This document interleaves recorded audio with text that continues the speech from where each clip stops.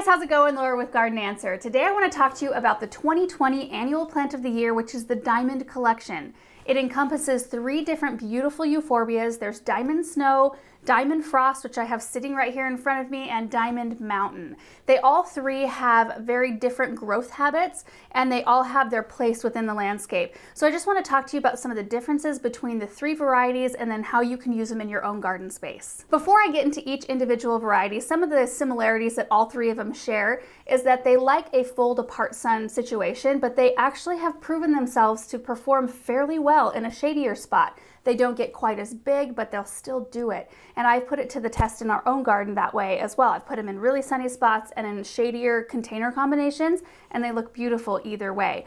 They're also all resistant to rabbits and deer. So if those are things that you deal with, this is a great annual choice for you. And they're super drought and heat tolerant, and they do not need to be deadheaded. So they're in the Euphorbia family. They're related to poinsettia. And the interesting thing about this plant is the white blooms that you see are actually not blooms. Those are bracts, just like a poinsettia, how the poinsettia's leaves color up around Christmas time. This is the same kind of thing. Their actual bloom is very, very small, and it doesn't show up like the white leaves do. And that's why they look like they're always in bloom. They don't cycle in and out of bloom like some plants do. These always look like this. And that makes them a really good candidate for being a houseplant as well. In fact, this one right here has lived in my house all winter long. I had this one left over in our greenhouse in its original container, and I've just kept it near a grow light, and I give it water once a week, just a little bit, and this is what it's done all winter long. I actually cut it back to about, you can kind of see in there, I cut it back to about here, and it's put on new growth, really fresh, and has performed really well. So now let's talk about all 3 varieties and some of the differences. I think the differences make them all a very unique plant, even though they kind of have the same-ish look, but they each fill a unique need in the garden. So let's start with the smallest one first. It's the Diamond Snow. This one stays very compact, very neat and tidy. It kind of stays to itself. It doesn't trail out all over the place, and it provides the most intense show of color ever. I mean, it's just the ratio of white to green is crazy. You hardly ever see green. It's usually just this big mound of white. And because they stay so small, it makes them a really good candidate for smaller applications like small containers, window boxes, hanging baskets, and the fact that they are very drought tolerant makes them good for smaller soil reservoir situations because they don't need a whole bunch of extra water. They thrive in that kind of situation. And next is the Diamond Frost. This one right here, it grows about 12 to 18 inches tall and wide, and you can see just based on the way this plant looks, it's very airy and very ethereal looking, and it really intermingles beautifully with other plants. Like, it'll sit kind of where it's at and produce some nice color right here, but then it'll send out its little branches and they kind of pop up in and amongst other plants, and I've put them with several different kinds of things. Superbenas, Supertunias, Superbells, Ipomoeas even, and just a Coleus, Creeping Jenny. I could probably go on and on. In fact, I'm going to show you a bunch of pictures from our own garden and how I've used them here in just a minute. But I would say that this is the most versatile of all of them in terms of the way it grows and how big it gets. And then the third one is Diamond Mountain. And the first time I ever planted this variety was last year, or maybe the year before. It was fairly recent, but this one grows big, so you've got to give it some space. It wants to get 2 to 3 feet tall and wide.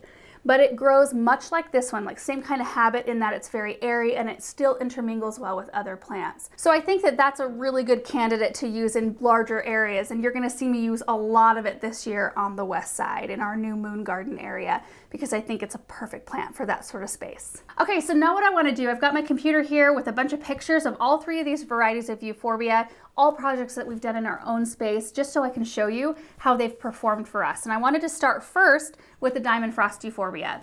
And you can see here in these first pictures, I planted up a couple of concrete containers. There was an Alberta spruce in the center, and this was about mid-May. And then I have 3 Superbells white and 3 Diamond Frost Euphorbia. So about mid-July, the Alberta spruces, something weird happened to them. They got really sunburned on one side, like scalded, and they looked really bad. So what I did is I cut them out with a pruning saw, left the annuals around the outside, cut those spruces out and potted them up and put them back behind our barn so they could recuperate back there. And then I popped Desert Plains Pennisetum in the place of those as my thriller kind of centerpiece plant. But you can see how they looked. This right here is just like right after I put the grasses in, and you can see just in 2 months time how well like these annuals have done, how well the diamond frost filled in and how they reacted. I mean, I had them planted side by side, but you can see that diamond frost kind of took the filler role in the container while the Super Bells White took the spiller role. And I just enjoyed these containers so much. And these got full sun all day long. They got the heat from the gravel in the driveway. And this spot is not protected very well from wind. So these plants really had to go through a lot, and they did so great. The next set here, this is a container from this past season where I did toucan yellow cannas and then some lantana that I can't remember the name of, and diamond frost euphorbia. And you can see just the growth habit. This is a really good example of what the growth habit looks like and how well they filled in. And then I had a trio of containers kind of behind our gazebo, and I just did kind of a random assortment of plants. There's some geraniums in there, coleus, ipomea, bidens, purple fountain grass, and then you can see kind of in the center the diamond frost euphorbia. And you can see how just that little bit of white, that little accent in there really elevated the whole design. It popped that little bit of color in there to brighten up the whole display. And then I wanted to show you a couple ways I used it with the color red, which is a little bit surprising for me because red is not something I use a ton of, but Super Tunia Black Cherry is a red that's, I think, on the cool side of things, and it pairs really well with pink. And I have a window box in the front of our chicken coop that I did some Super Tunia Black Cherry, some Super Bells, I think Strawberry Punch, is that right? And Diamond Frost Euphorbia there in the center. And I just think that blend is beautiful. And then again, here's another kind of closer up picture. I've got Prince Tut in the center of this container, along with Super Tunia Black Cherry and Diamond Frost Euphorbia. And the color contrast between that red and the white is really nice. And real quick, here's another example of the Diamond Frost. This is like right after I got done planting these containers on the west side this past year.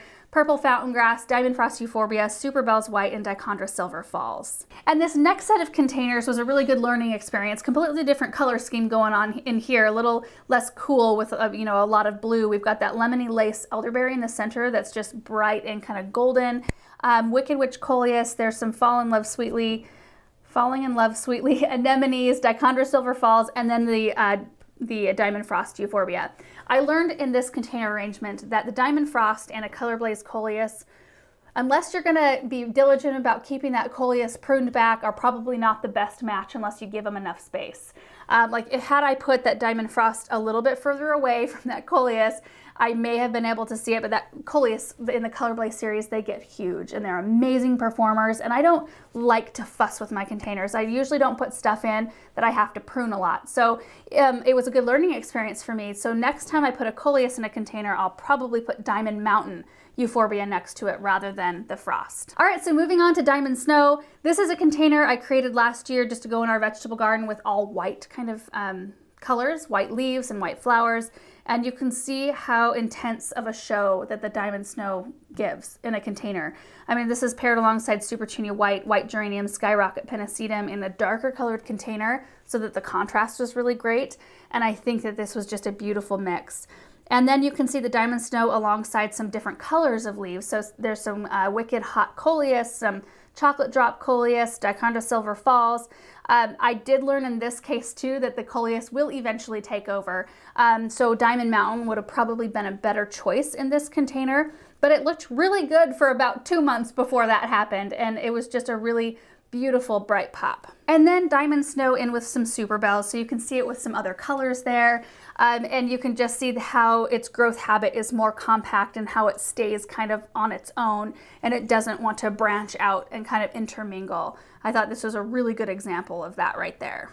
And last is Diamond Mountain Euphorbia, and I don't have a lot of examples of this one yet because I haven't been growing it for too long, but this brick raised bed area is one we planted up this past season, and I used it in there. You can see in the center King Tut, and then plain the blue salvia around that, and then a ring of Diamond Mountain Euphorbia, and then lemon coral sedum, and then this is what it looks like not too long afterward. It did not take these plants very long at all to fill in their space, and then they just kept getting bigger and bigger, and I love the pillowy look of that Diamond Mountain.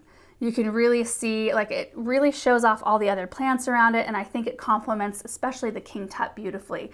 That really wispy top of the King Tut, and then your bulkier layer, like your weight, with the plain, the blue salvia, and then the pillowy diamond mountain, and then you've got another layer of weight down below with the lemon coral. I was really pleased with that blend last year. All right guys, so that's pretty much it for this video. If you are wanting a plant that has this kind of look, I would highly recommend any one of these 3 varieties. They're kind of like the little black dress of the garden because they just go with everything. And I've used all 3 of them, like I've said, and I've had really good luck with them. So I just highly recommend this plant. And because they're the 2020 annual plant of the year, you shouldn't have a hard time finding them. They should be readily available. Anyway, thank you guys so much for watching this video, and we will see you in the next one. Bye.